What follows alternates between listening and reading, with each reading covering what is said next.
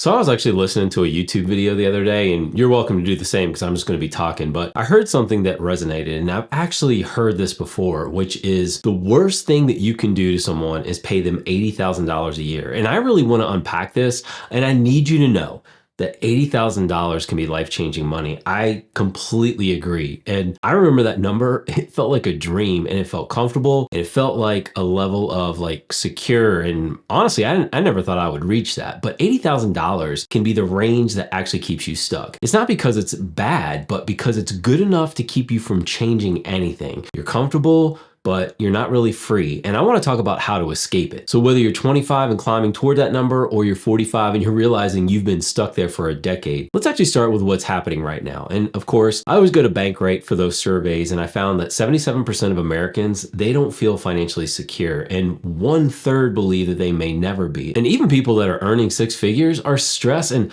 I remember that number seemed like way off in the distance, but seems like 58% of them say that they don't even feel financially successful. And here's the thing, it's like, what seems to be going on here? It's not just inflation. And yeah, like there is inflation, but I've actually talked about it being well above CPI, but it's more about the lifestyle inflation. But seriously, stick with me here. I don't want to lose you, because this is where you keep getting pulled back into the matrix. So you've got the comfortable zone, right? So you've got that $80,000 as a single income earner.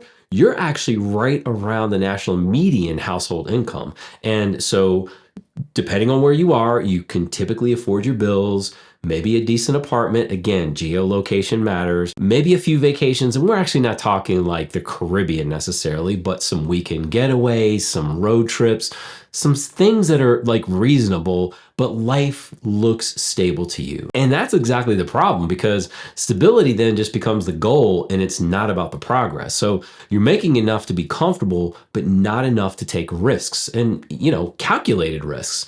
So since your bills match your paycheck, comfort actually becomes your cage. And then you've got this like ratcheting effect. So this actually usually starts small. So you've got the better apartment, a newer car, nicer dinners out, and each little upgrade feels earned. And I'm not saying that it isn't, but together they tighten those handcuffs. And so like this is just that iterative effect that is occurring just a little bit each and every time. And you can't imagine taking a pay cut to chase something new, because what ends up happening is that you're not trapped by your job. You are trapped by the lifestyle that the job built. So let's actually do just some simple math here. So the inflation reality, and thanks to the post-2020 inflation, you now need about $120,000 in 2025 to match what $100,000 bought you in 2020. But here's the thing, this is actually CPI data, and I keep going back to that, and I keep kind of hammering it, that this actually feels like it's more of a gap based on the inflation that you're actually feeling, not that CPI number. So if you've been earning, though, going back to that example, if you've been earning $80,000 for the past few years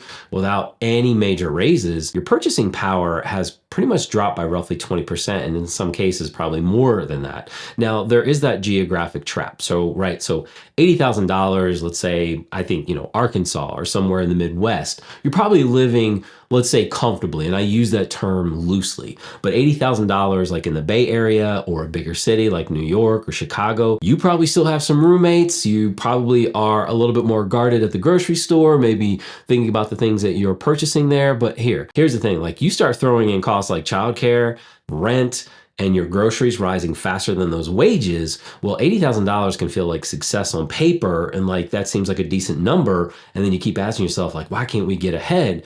But you're quietly treading water. So the wealth building problem here is that $80,000. So let's actually say that your take-home pay after taxes is around $60,000. Well, the average U.S. household expense here, on average, roughly $65,000 to $75,000 a year. Now, let's say that you're single, okay, and you're disciplined. So you might actually have $1,000 to $1,500 a month. With a family, it's often close to that break even, those numbers that I was mentioning on average. And ultimately, you're probably financing your groceries, putting it on cards that you hope to pay off and then you're not paying off. And then just that compounding effect on the negative side of things, like it's actually building that momentum where you continue each and every month while you can't pay off your credit card completely, or you're doing that like Klarna or Affirm or whatever. And then after 6 months to a year, you find yourself like you are definitely in the hole. So the danger zone isn't necessarily poverty, it's stagnation.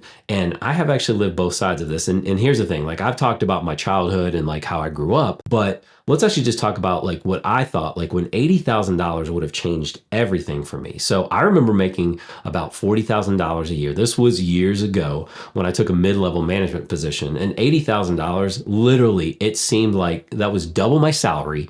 And it just felt so far away. Like I didn't even think about six figures, like, cause that was just not the thing. But for anyone still in that fight, hitting $80,000, it is a massive milestone for you. And for many of you, like that's some financial breathing room, depending on where you are. And I'm not saying that you shouldn't celebrate it. It is a milestone, but here is where the problem starts to grow. You fast forward like a few years down the road, and I see people making $80,000 to $100,000 who are more stressed than when they made $40,000. And again, it comes into that lifestyle creep, because at $40,000, you're probably not making like big liability moves, not asset moves, but like purchasing things, because every raise starts to come with those new bills. And I'm not even talking about those of you with kids. Like, let's just remove that from the equation for a second here, because I've actually talked about this system that trains us to reward ourselves with consumption, which pushes us further away from freedom. And the trap is not the salary. It is the mindset that comfortable means that you can stop growing. And that is the big issue, is that you think like, all right, well, I made it. Like I have gotten to this point. And so you just start coasting. Well, I mean, that's not gonna happen in life here. And, you know, speaking of life, so George Carlin, and of course I wasn't an adult like when he was like at his like peak level here. So like some of the stuff I didn't really get, you know, when I saw him as a kid, but some of the quotes have been repeated out there. So the rich exist to inspire the middle class, and the poor exist to scare the hell out of them. So what do most people do? Well, they stay right in the middle. They don't rock the boat. They trade ambition for security. And here's the thing, companies know this. They actually use those handcuffs. Like, so your job with that 3% raise, stock options, or like your company 401k match that vest after like 5 years. It keeps you just comfortable enough to stick around. Meanwhile, you've got real wages for median workers that have barely moved in decades after adjusting for inflation, and you're working harder, you're producing more, and you're running on this like treadmill with no forward momentum. Like you are literally like running in place. And the thing is, like, I don't want to break you or your family. We don't know each other, but I care about you and your family. And I know that that is your priority and what is in front of you. But we do need to talk about breaking that mindset to help you escape that $80,000 trap. And this will depend on where you are. So here's the thing. If you're in your early 20s, so let's just say 2022 up to like 30, and you're kind of climbing toward that. So you don't have to stay broke.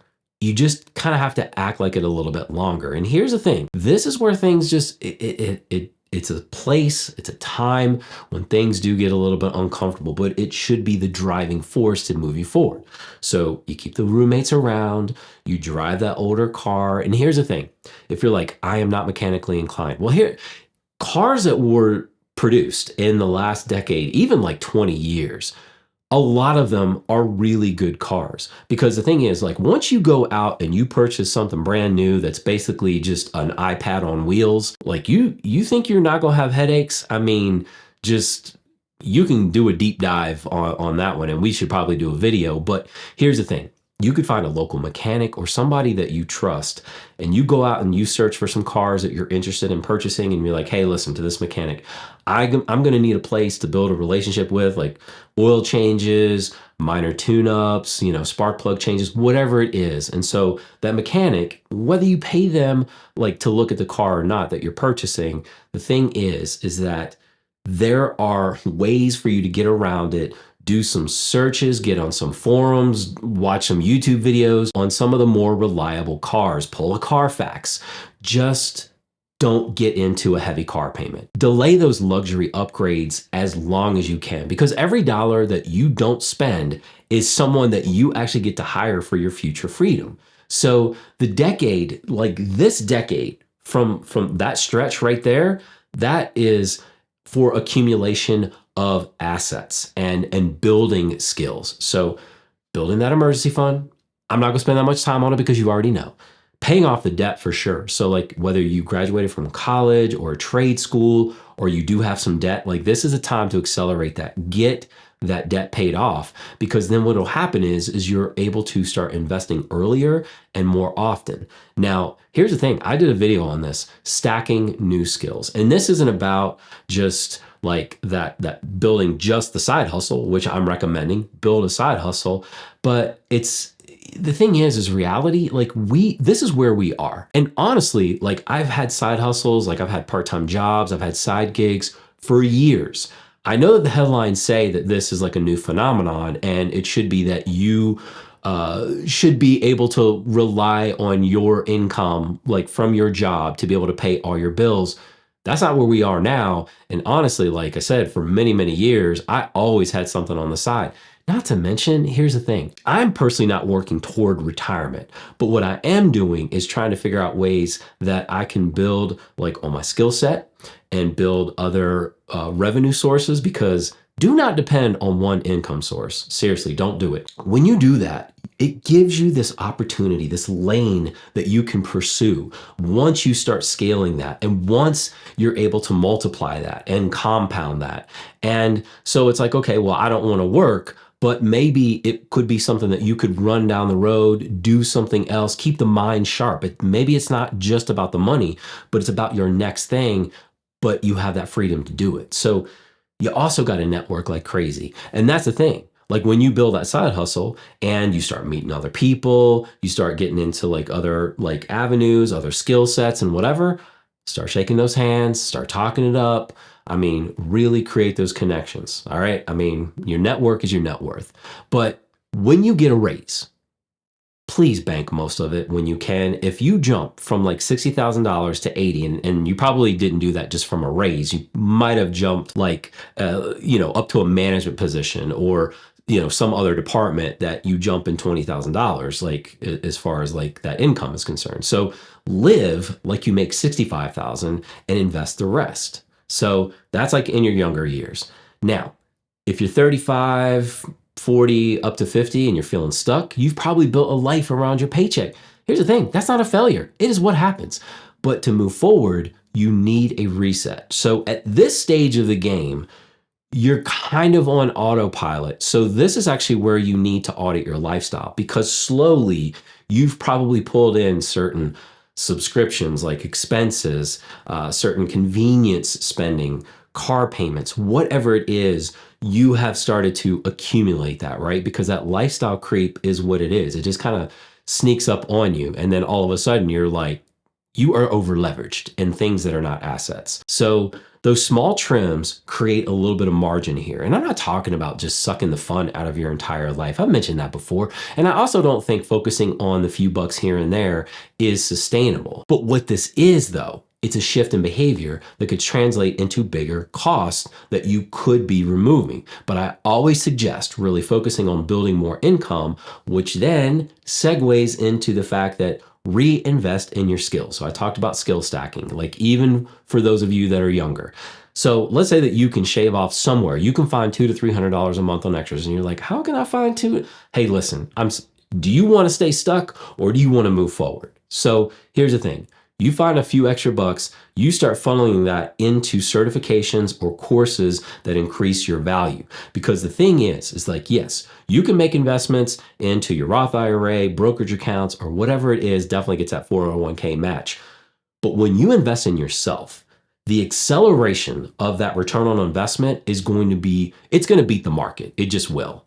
So you can't always job hop for that 20 to 30% raise, but you can skill hop. So even if you're in your own organization, like your current organization, and you're able to pivot, go over to another department that will pay you more based on the skills that you're getting, or again, maybe you can step out and move to another company. But going back to building that parallel income stream, like I said, stop relying on one income stream.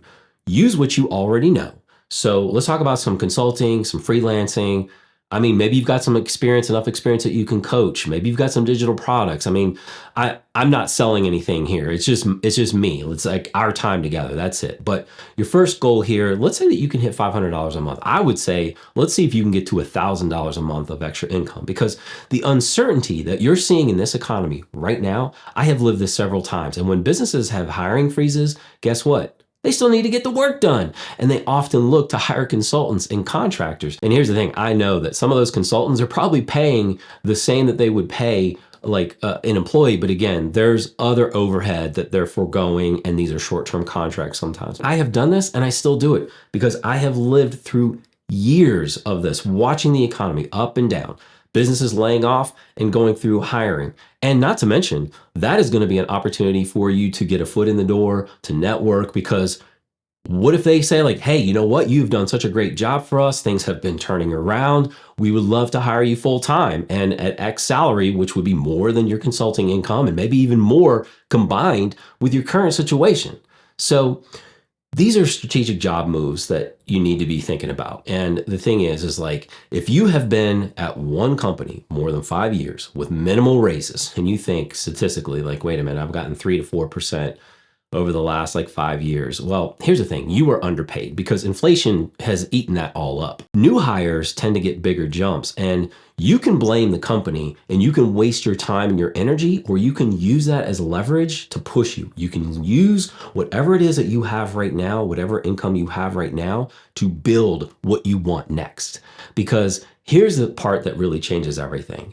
Freedom isn't about how much you make. It's about the gap between what you make and what you spend. So someone making $60,000 and spending $40,000 definitely has more freedom than that someone who is making $150,000 and spending $145,000, because I mean, the thing is like I said, they might have some assets, but they also are likely leveraged in some other liabilities that when you're at that like income level that's lower, $40,000 to $60,000 or maybe even $80,000, you likely have not taken on the amount of liabilities at that income level. So hopefully you haven't, because then you really are stretched. But your goal is the escape velocity. So like when your money works harder than you do, this usually looks like that 6 to 12 months of expenses that are saved. And I know you're just like, dude, I can't even get $50 to like put in the savings account.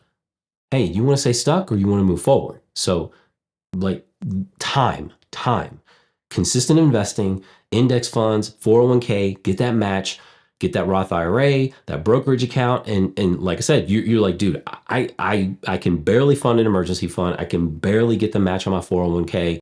At least get into one investment vehicle to get you started. Because once you do that, you're building that behavior where you're like, dude, like where else can I like trim or more importantly, make more income, right? So the skills that keep you employable anywhere, and then of course that side income that could scale if it's needed. And like I said, when you are looking toward the end of whatever career path you're on, a lot of those skills could pit you. I'm telling you, you could move abroad or go somewhere else. And it's not even retirement. Like you're retiring from whatever grind you have and you're building something else because again, you have the skill set, you have built the network, and you have basically established the behaviors. So, I mean, that's the thing. So you can do with it what you want. Time is your real currency here because 5 years of discipline can buy you decades of freedom. And here again, you're gonna come back with the questions and say, how can I do this for the next 5 years? Because the thing is the next 20 or 30, if that's like what you've got like in front of you, do you want the same stuff? I mean, like I said, that 5-year investment could really set you up for decades, as I was saying. Look, comfort isn't bad. I'm not knocking you, but comfort without growth becomes that cage that I was talking about earlier. $80,000 can be a launching pad if you use it to buy freedom, or it ends up being your landing pad if you let it convince you that you have arrived. I've seen people making $50,000 quietly building wealth. And again, I know it depends on like their situation, whether they have kids, where they live. I understand that. But there are also others out there making $150,000 and they are literally 1 to 2 paychecks from an entire breakdown. listen, like the numbers, they don't define you. Your strategy does. So you got to ask yourself, are you using your income to buy freedom or just more comfort? One builds wealth, the other builds dependency. And here, it's your choice. I would really love to know, what is your income level? And what is like one step, like one little step that you're taking to turn this into more of a launching pad? You know what I'm gonna say, because here's the thing. I love chatting it up with you in the comment section, so drop it in the comments. Let's converse. Let's have at it back and forth. And here's the thing. I appreciate your time here. I really do. Hope you enjoyed listening to this one, and I will catch you right back here on your next level up.